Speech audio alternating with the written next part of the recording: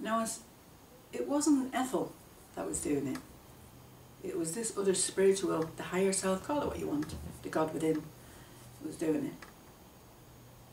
And that was the turn, because then I realised something amazing has happened, something very, very spiritual has happened, and I want to know all about it, but I want to get out of there. So I went along with everything. I was out there within 3 weeks. And I might add, from one day to the end, I didn't have to swallow one tablet. So right from being taken in to being discharged, you didn't have any medication? I was given medication, but back then they didn't check you. Yeah. To give it you and they turn, you know, and you pretend you swallowed it. I said, no. I'd go in and just throw it in the bin or into the toilet. Anyway, comes out of there, but I still had a terrible fear, because I'd been in there for 3 months. Still very, very insecure and very, very feared and very nervous because of everything that had happened. So much had gone on. I was wrecked, you know. But they had to physically throw me out into the car. My sister come to pick me up, Josie. Terry was at home looking after the new baby. She was 6 months old then, Trish. And the other 3 boys. And my 3 sons. And God love him, Terry had gone through hell and back. Because here he was thinking, But he's got 4 kids. he's a brand new baby, he's got 3 sons, he's got a wife that's in a psychiatric ward, and he's trying to cope. And by the same rule, even when I came out, I was so bad mentally and physically, I couldn't even remember how to make a cup of tea. I was still very unsteady on my legs. It wasn't like overnight that I got strong overnight. It had to be built up again, you know. And so it was learning to trust myself with the children, the baby, looking after them, because you don't feel able enough, you know. You're coming from there to this, you know, rock bottom, back up, and then you're supposed to lead a normal life. It doesn't happen like that. But I will add, before I forget this, that I've learned since. Everything happens for a reason.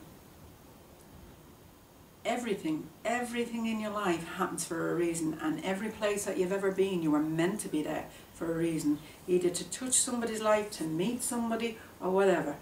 While I was in that hospital, I got up in the middle of the night to go down to the toilet. And I'm shuffling along, and as I'm coming out of the hospital, I see this, the light from the corridor shining in on what was like liquid on the floor. I thought it was water at first, and then when I looked, when I got closer to this first bed, it was blood. And then I pulled the curtain back, and there's a lady in the first bed.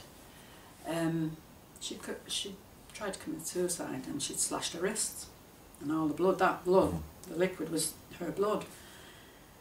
And everybody else is asleep. Now me, who can hardly walk, I'm running to the emergency button, because the 2 nurses that was on duty, they were over the other side in another building, so they weren't on hand. So I just run, press that button, and don't ask me how I run.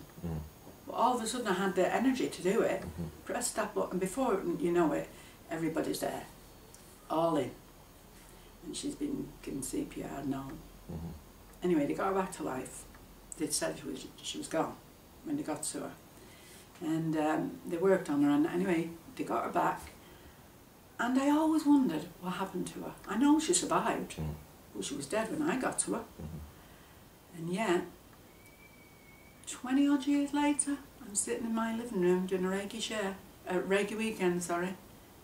And I just happened to be relaying that story to the group. You're meant to be, and I don't usually tell that story to everybody. And this guy had just asked me, so do you think everything happens for a reason, Ethel? Yes. For example, and I come out with that story. And I said, well, for instance, blah, blah, you know, a lady slashed her wrist, and I was just happened to be there, and So I was in the right place at the right time to save her life. And I said, and I often wondered, whatever happened to her? Did she marry? Did she have children? Because I never heard anything again. I said, I goes into the kitchen to make them all a cup of tea. A few minutes later, next of all I get a tap. And this woman stood in front of me who was sat in my living room on a Reiki weekend, and she's saying, what bed were you in, Ethel, and what year was that? And I'm telling her, I'm going back to 1980, and was it 80 or 81? Wait now.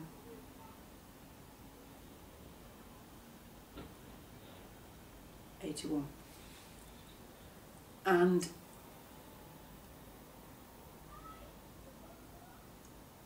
I'm just visualising it there in the mind. And as I looked at her, I knew instantly. I knew you from somewhere. And she showed me her wrists. She says, you were in the last bed, weren't you? I said, and you were in the first. And it was like, one of those moments where, oh my God, of all the places in all the countries and everything else, she walks into my living room and she's doing her, she's been opened up for her Reiki 1 by me. So how did you get into Reiki? How did that come about for you? Well, after coming out of the hospital and everything, I'm doing all my studying and reading and trying to associate with what I experienced in there. Trying to bring it all together now. Yeah, you're looking for answers. Yeah. And I started to read, study, meditate, you name it. And I had the time to do it because I was housebound and the children would be all at school, Tricia would be there asleep, and I would study and read just to keep me sane because I was housebound. And it got me through every day. I'd say to the children, go to the library, go to the part where it says psychic or phenomena, and just pick up the first book. Doesn't matter, you don't have to read nothing, just bring it home. Because I knew that if you were going to be teaching me the guides and everything, by the way, I knew by this time I had guides, they would give them the right books. And sure enough, they came home with books on phenomena, life after death, you name it, everything. And of course the books was like stacked up like this, and it was what kept me going. And then I started having more spiritual experiences here in the house, and then I was being tested left, right and centre by the guides. They were been teaching me all sorts. And then I said, well, if I'm going to use this, start sending them.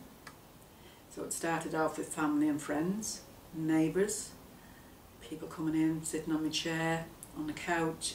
I'd do healing on them and I'd see amazing colours. They'd see colours and they'd see visions. And it's like, what? So, you did what, you seeing that, you seeing this, you know, and so on. So that went on, you know, they were coming in at freebies. It was quite amazing really to think of what you went through and then to go, I think this is what I'm meant to do now. Yeah, I knew it. I knew so it. it come from that knowing part of, I've been activated now. Yeah, I knew it by even just simply closing my eyes and seeing what I was seeing. It was absolutely incredible. Now, I didn't even know what that was at the time.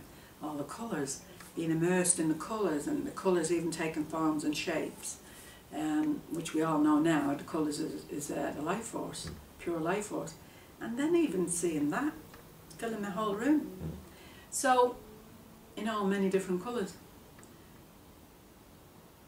So that was your introduction to the healing? Yeah. And I just happened to, I remember saying one day, if this is what I'm meant to be doing, send them. I'm not going to advertise. And it was sort of a little bit of a, well, prove to me, sort of thing. And they started phoning, people from all over the place. Don't ask me how or where or what. I know now how it's, how you magnetise them in, because it's your light. The more you learn, the more you... See, what I didn't realise at the time, what back then was, the more I was learning reading, studying. I studied every religion going. I studied people, I studied energies, auras, what the chakras was. Everything you can imagine. What I didn't realise I was doing was I was changing my frequency. And the frequency is your light. And the more light... And the light brings people in. That's right. You become a magnet to bring in the negative. So people are coming in with their illnesses and their this and their woes. And so you're giving them, transferring the energy over to them. They're taking it out to the world and they're spreading it. In other words, you are the light of the world. All of us are. All of us.